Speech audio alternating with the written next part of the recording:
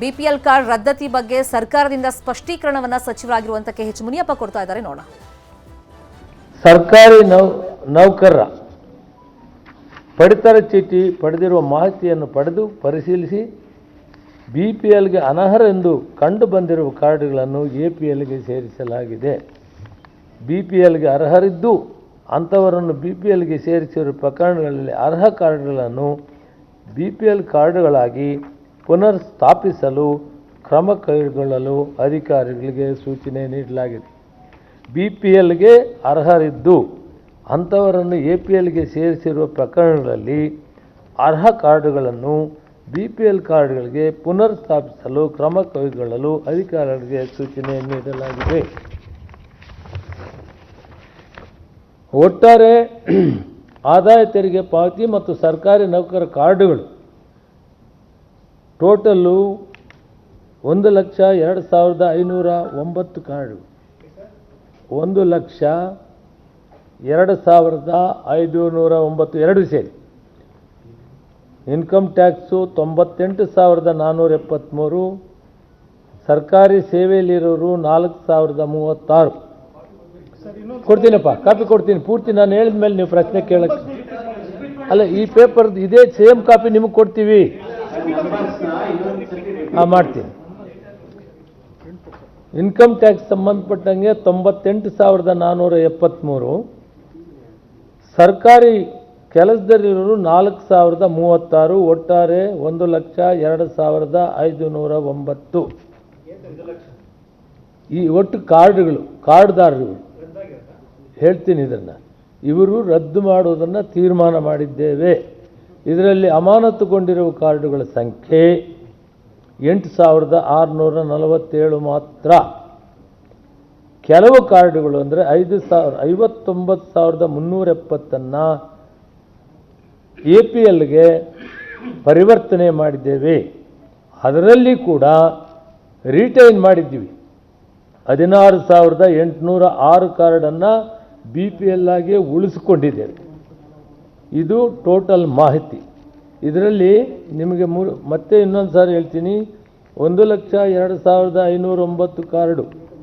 ಮೊದಲನೆಯದು income tax 98,473, ಎರಡನೆಯದು ಸರ್ಕಾರಿ ಕೆಲಸದಲ್ಲಿರೋ 4,036. ಇದು ಒಟ್ಟು 1,02,509 ಕಾರ್ಡ್ ಬಗ್ಗೆ ಮಾತ್ರ ಪರಿಷ್ಕರಣೆ.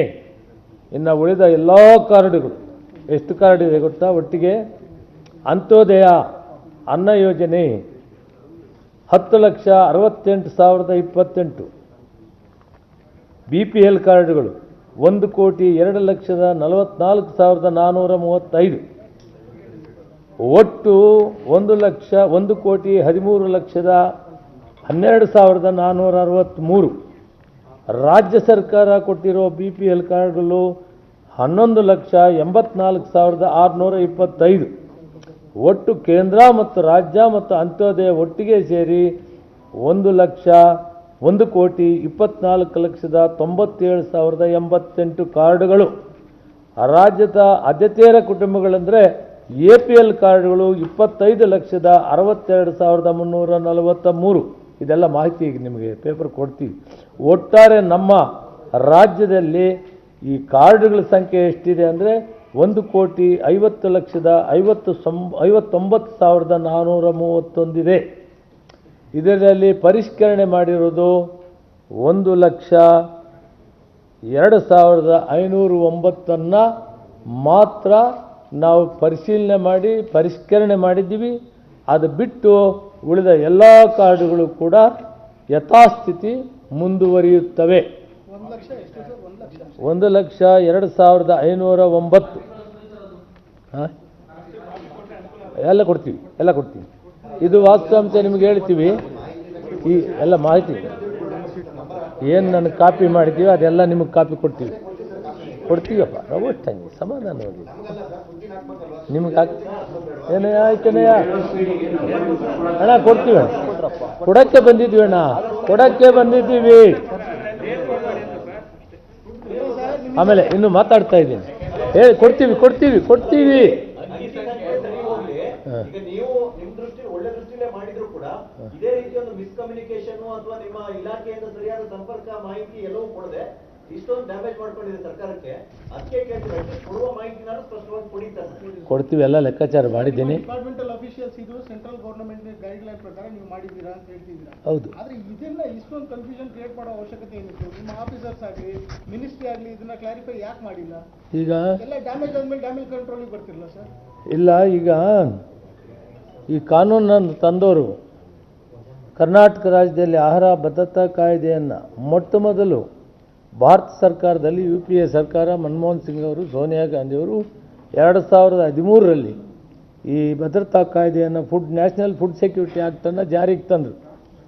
ಕರ್ನಾಟಕದಲ್ಲಿ ಆಗುತ್ತಾನೆ ಮುಖ್ಯಮಂತ್ರಿಯಾಗಿ ಜವಾಬ್ದಾರಿ ವಹಿಸಿಕೊಂಡಂಥ ಸನ್ಮಾನ್ಯ ಸಿದ್ದರಾಮಯ್ಯನವರು ಇಡೀ ಭಾರತ ದೇಶದಲ್ಲಿ ಮೊಟ್ಟ ಮೊದಲು ಈ ಕಾಯ್ದೆಯನ್ನು ಜಾರಿ ಮಾಡಿ ಅನ್ನಭಾಗ್ಯವನ್ನು ಈ ಜನರ ಕೊಡಬೇಕು ಅಂತ ಹೇಳಿಬಿಟ್ಟು ಒಂದು ತೀರ್ಮಾನವನ್ನು ಕೊಟ್ಟಿದ್ದು ಸನ್ಮಾನ್ಯ ಸಿದ್ದರಾಮಯ್ಯನವರು, ಕಾಂಗ್ರೆಸ್ ಸರ್ಕಾರ ಅಂತ ತಮ್ಮ ಗಮನಕ್ಕೆ ಕೊಡೋಕ್ಕೆ ಇಷ್ಟಪಡ್ತೀನಿ. ಅಷ್ಟೇ ಅಲ್ಲ, ಮೊದಲನೇ ಪ್ರಮಾಣ ವಚನ ಮಾಡಿದ ಮೊದಲನೇ ದಿನ ಅನ್ನಭಾಗ್ಯದ ಕಾರ್ಯಕ್ರಮವನ್ನು ಜಾರಿ ಮಾಡಿದಂಥವರು ಸನ್ಮಾನ್ಯ ಸಿದ್ದರಾಮಯ್ಯನವರು.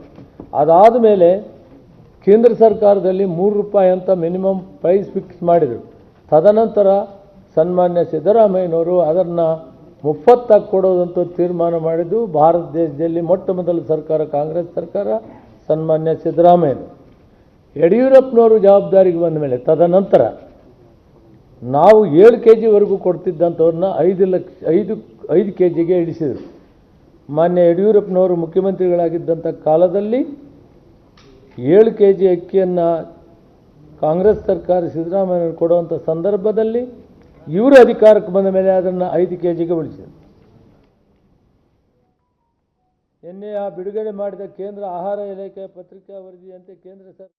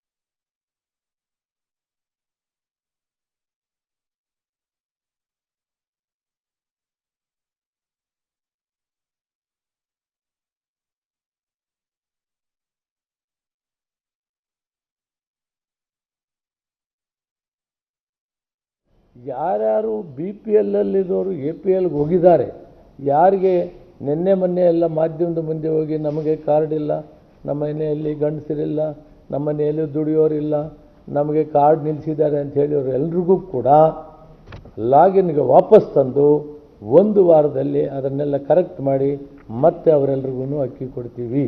ಯಾರ್ಯಾರು ಹಿಂದೆ BPLಲ್ಲಿದ್ದರು ಅವರೆಲ್ರಿಗೂ ಮತ್ತೆ ಅಕ್ಕಿ ಸಿಕ್ಕುವಂಥ ಕೆಲಸ ಮಾಡ್ತೀವಿ. APL ಯಾರ್ಯಾರಿದ್ದಾರೆ ಅವರು ಅಲ್ಲೇ ಇರ್ತಾರೆ, ಅವರ ಕಾರ್ಡ್ ಯಾವುದು ರದ್ದು ಮಾಡೋದಿಲ್ಲ.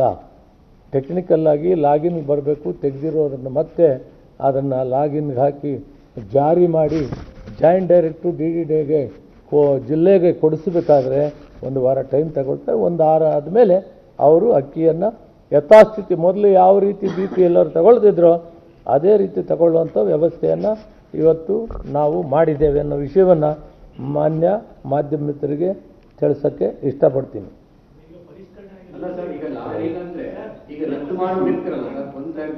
ಕೇಂದ್ರ ಮತ್ತು ರಾಜ್ಯ ಕಾಂಗ್ರೆಸ್ ನೇತೃತ್ವದ ಸರ್ಕಾರಗಳು ಸಾಮಾಜಿಕ ನ್ಯಾಯ ಪರಿಹಾರ ಯೋಜನೆಯನ್ನು ಜಾರಿಗೆ ತಂದಿರುತ್ತದೆ. ಬಡವರ ಹಸಿವನ್ನು ನೀಗಿಸುವ ಹಿನ್ನೆಲೆಯಲ್ಲಿ ಆಹಾರ ಭದ್ರತಾ ಕಾಯ್ದೆ ಮತ್ತು ಅನ್ನಭಾಗ್ಯ ಯೋಜನೆಗಳನ್ನು ಜಾರಿಗೆ ತಂದಿರುವುದು ತಾವೆಲ್ಲರೂ ಅರ್ಥ ಮಾಡಿಕೊಳ್ಳಬೇಕು. ಕೇಂದ್ರ ಸರ್ಕಾರ UPA ಸರ್ಕಾರ ಇದ್ದಾಗ ಮಾಡಿದಂಥದ್ದು. ಮಹಾತ್ಮ ಗಾಂಧಿ ರಾಷ್ಟ್ರೀಯ ಉದ್ಯೋಗ ಖಾತ್ರಿ ಯೋಜನೆಯನ್ನು ಮಾಡಿದ್ದು ನಾವು. ಕಾರಣ ಇಷ್ಟೇ, ಗ್ರಾಮಾಂತರ ಪ್ರದೇಶದಲ್ಲಿರುವ ಅತಿ ಸಣ್ಣ ರೈತರಿಗೂ ಕೂಡ ಬೇಸಿಗೆ ಕಾಲದಲ್ಲಿ ಕೆಲಸ ಇರೋದಿಲ್ಲ. ಅವರು ಕೆರೆ ಕಟ್ಟಲಿ, ಕಾಲುವೆ ತೆಗೀಲಿ, ನೀರು ಶೇಖರಣೆ ಮಾಡುವಂಥ ಕೆಲಸ ಮಾಡಲಿ, ಮತ್ತು ಕೂಲಿ ಕಾರ್ಮಿಕರಿಗೂ ಕೆಲಸ ಇರಲ್ಲ ಅಂತೇಳಿ ಮಹಾತ್ಮ ಗಾಂಧಿ ರಾಷ್ಟ್ರೀಯ ಉದ್ಯೋಗ ಖಾತ್ರಿ ಯೋಜನೆಯನ್ನು ತಂದವರು ನಾವು. ನ್ಯಾಷನಲ್ ಫುಡ್ ಸೆಕ್ಯೂರಿಟಿ ಆ್ಯಕ್ಟ್ ತಂದವರು ಕೇಂದ್ರದಲ್ಲಿ UPA ಸರ್ಕಾರ. ಅದನ್ನು ಮೊಟ್ಟ ಮೊದಲು ಜಾರಿಗೆ ಮಾಡಿದ್ದು ಸಿದ್ದರಾಮಯ್ಯ.